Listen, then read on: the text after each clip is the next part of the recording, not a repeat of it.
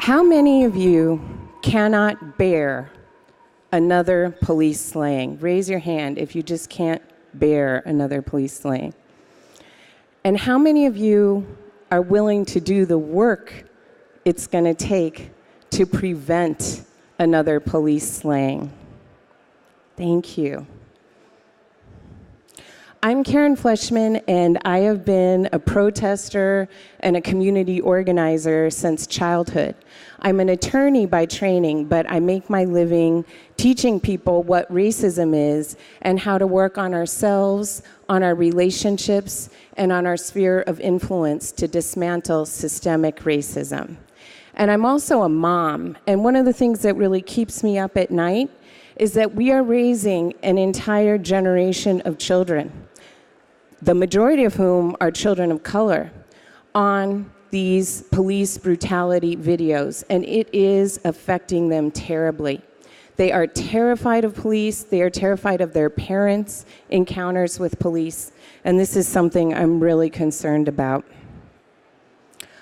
Over the course of my career, I've lived in Austin, Texas, in New York City, and now here in San Francisco, and I've observed the exact same trends in all three of these communities. Limitless career opportunities for white, college-educated people like me who flock to these cities for these opportunities, while the homegrown people of color, many of whom are low income, struggle and persist in joblessness and unemployment. And I've dedicated my career to changing that. So I worked for Year Up, both in New York City and here in the Bay Area. I see my Year Up fam is here, yay! And we heard from Year Up yesterday. And that's me with Anthony Josie, one of the hundreds of young adults who I became a mentor through Year Up. And really, these young adults were my mentors because they taught me what it is like to grow up in these communities. And it was actually Anthony who introduced me to Mario. So this is Mario Woods. Does anybody here know who he is? Yes. So Mario Woods was executed by San Francisco Police Department 330 days ago, exactly 8 miles from here, and he was executed by firing squad. He was holding a small knife, and he was surrounded by half a dozen officers with his back up against a wall. And within about an hour of that happening, Anthony posted it to my Facebook, and it just deeply affected me. First, I thought it was New York. It took a while to register that it was right here in the Bayview, a neighborhood that I work in a lot and a neighborhood that I love very much. And I came to be part of the Justice for Mario Woods Coalition. So here we are, we're at the San Francisco City Hall rallying and lobbying the Board of Supervisors. And it was really through this coalition that I came to find out that San Francisco and Oakland police departments are two of the worst police departments in the entire United States of America when it comes to police brutality and racism. These are the list of the 18 people that were killed by SFPD under our former chief, Chief Greg Suhr. Since then, there's been 2 more killings, one a week ago and one just yesterday. That wasn't SFPD, but it was California Highway Patrol right here in San Francisco. Of the more than 1,200 people killed by American police in 2015, only 7 resulted in charges, and none of those who've been charged have been convicted to date. Black people were 3 times more likely to be killed by police than white people in 2015, and about 25% of people killed by police had signs of mental illness.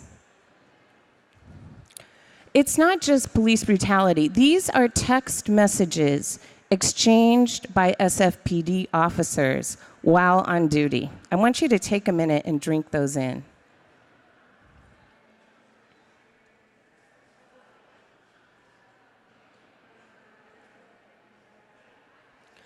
And unfortunately, police brutality is just the tip of the iceberg.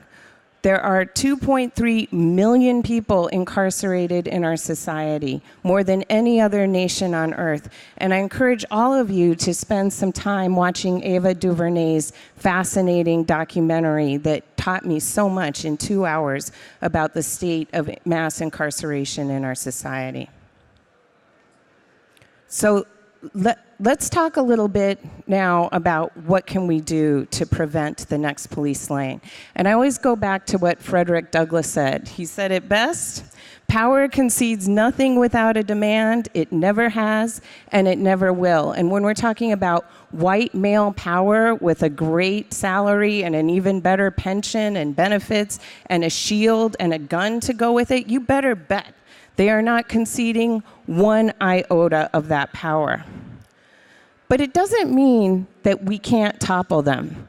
I think a lot about Mahatma Gandhi, how he toppled the most powerful empire the world has ever known. May the sun never set on your empire. And he did it through the power of persuasion and by persistence. Much like our Frisco Five hunger strikers here in San Francisco, 17 days in front of the Mission Police Department without eating. And it was because of their sacrifice that when that last police slaying happened in May, that finally Mayor Lee asked Chief Sir to resign as chief of San Francisco Police Department. The bottom line is we can do something. But it's not going to change unless we get in formation. We have to get organized and we have to act. And what I always encourage people to do is to start with ourselves. The police are not apart from us. The police are merely enforcing the disdain of Black and brown people in our society. And until we start to unseat that disdain within ourselves, there's no way the police are going to change. We also have to work on the bros. And I think that actually police accountability is a good entree to working on the bros, because even they are tired of police brutality. I encourage all of you to share this article. This is from The Guardian, and it's about Alex Nieto. Alex Nieto was racially profiled. He's a native San Franciscan, wearing his 49ers jacket, enjoying a burrito before work, and a newcomer to San Francisco thought that he was a gang member because his jacket was red and called SFPD on him. SFPD shot him 59 times, which was not found to be excessive use of force by the nearly all-white jury. And I encourage you to share this article with your white coworkers, especially folks who've moved here from other parts of the country, because they really need to think before they call SFPD on anybody.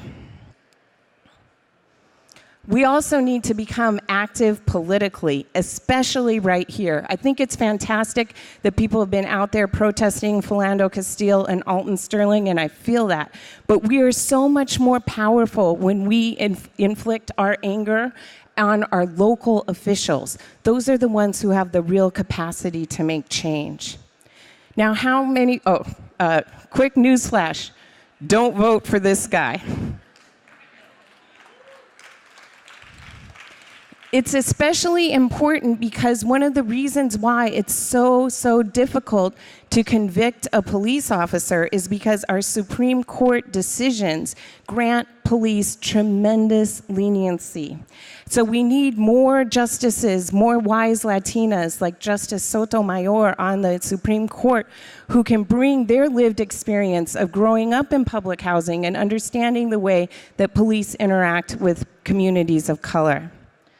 Another very important role is the U.S. Attorney General. She has the power to come in and investigate police departments and to reorganize them under consent decree. Another person with that power is our State Attorney General, Kamala Harris. But Kamala doesn't choose to exercise that power. Kamala receives donations and endorsements from police unions across the state of California. You see, California actually has some of the strongest police protections of any state in our country, stronger than those in Alabama. Again, making it extremely difficult to hold any police officer accountable for their actions. Now, how many of you think that this guy runs San Francisco? Let me show you who actually runs San Francisco. Does anyone know who this guy is? That's Marty Halloran. He is president of the San Francisco Police Officers Association. He collects $8 million in dues from every single San Francisco police officer each year, and he uses that money to buy the silence of our elected officials and to hire the very best legal talent anytime a police officer is being accused of anything. This guy is also tremendously important. This is George Gascon. He's our district attorney here in San Francisco. Right now, he has 11 open cases of these fatal officer-involved shootings, and he has to determine whether he's going to indict any of these officers. No officer has ever been indicted in the city of San Francisco, and he needs to hear from you that we want these killer officers to go to jail. These guys are also very important. This is the San Francisco Police Commission. They meet every Wednesday night, and they are at City Hall. And they can discipline and fire officers. It's very difficult to convict officers, but they can be fired. And they need to hear from you, too. They hear from us activists all the time. They're like, yeah, whatever. But if you show up as a tech employee and say you're concerned about police brutality, your voice will carry tremendous weight, I promise you. And I want to leave you with this. Yesterday, one of my heroes stood on this stage, Leslie Miley, and said that a solution to tech's diversity challenge is to locate tech hubs in diverse parts of the United States like Detroit, Atlanta, Richmond, Virginia. And it really broke my heart because while I know that that is true, actually, the Bay Area is the second most racially diverse region in the United States of America. What breaks my heart about Mario Woods is that he was a 26-year-old wandering around in the Bayview on a Wednesday afternoon, and if we left here right now and went down to the Bayview, we'd see a ton of 26-year-olds wandering around without anything to do in a city that other 26-year-olds are moving to from all over the country and all over the world. So I ask us, the tech diversity community, what are we doing to include our neighbors in our diversity strategy? Thank you very much, and I look forward to talking with you more at the happy hour. Thank you so much.